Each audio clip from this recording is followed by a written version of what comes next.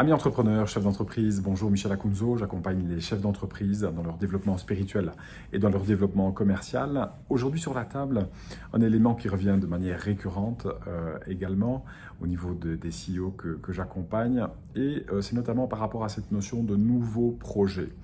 Ça me fait penser à cette chef d'entreprise, on sort d'un coaching où en fait ce qui ressortait principalement, c'est qu'il y avait beaucoup de difficultés en fait, à lancer un nouveau projet, d'une part, et d'autre part, l'ancien projet ou le projet dans lequel elle est actuellement, c'est comme s'il y avait énormément de bâtons dans les roues, d'éléments qui ne fonctionnent pas.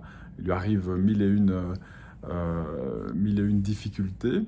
Et en fait, en creusant au fur et à mesure de ce coaching, ce qu'on a remarqué, c'est qu'en filigrane de ce qui se passe dans la gestion de son business, il y a comme cette croyance qu'il faut que ça merde à un endroit pour pouvoir jouir d'un autre projet. Donc il faut pourrir un projet pour pouvoir se donner l'autorisation de faire naître un nouveau projet qui nous tient à cœur.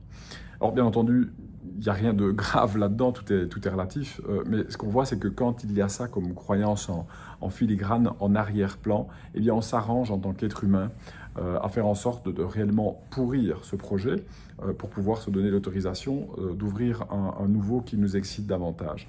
Et en fait, l'idée, c'est de voir comment on peut, et c'est ce qui s'est passé ici au fur et à mesure du coaching, c'est de voir comment on peut faire en sorte de jouir de la fermeture quelque part d'un projet, de la clôture d'un projet qui finalement peut ne pas se fermer. On peut peut-être trouver d'autres solutions, d'autres alternatives qui font en sorte que ce projet continue, cet ancien bébé continue de vivre et d'être rentable, même voire très rentable, et de s'ouvrir, de faire renaître ce nouveau projet. Et donc, dès lors, il y a toute une série d'actions intuitives, d'inspiration qui viennent sur la table, non plus pour inconsciemment pourrir le projet et ouvrir un autre, mais justement rendre pérenne cet ancien projet, cet ancien bébé qu'on veut voir continuer, qui peut même être une source rentable, une source de financement pour le nouveau projet.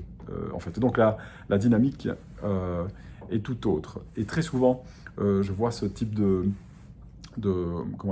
pensée, de réflexion derrière la fermeture d'un projet pour l'ouverture d'un nouveau. C'est un peu comme dans un couple où on se dit que c'est la faute de l'autre et donc on va quitter son conjoint, sa conjointe pour recréer un autre couple ailleurs. Et ce qu'on se rencontre, ce qu'on se rend compte, c'est que 6 mois après, 3 mois après, c'est rebelote, ça recommence avec les mêmes schémas, etc. Parce qu'on prend nos casseroles avec nous, que ce soit pour un projet ou pour un nouveau couple. Et donc l'idée, c'est justement d'alchimiser, de traiter, de renforcer positivement les croyances qu'on a par rapport à ce premier projet à laquelle on met fin, en tout cas avec tous les critères proprement définis de ce qu'est mettre fin à un premier projet, pour pouvoir donner naissance et jouir de ce nouveau projet dans notre business. Voilà ce que je voulais partager avec vous.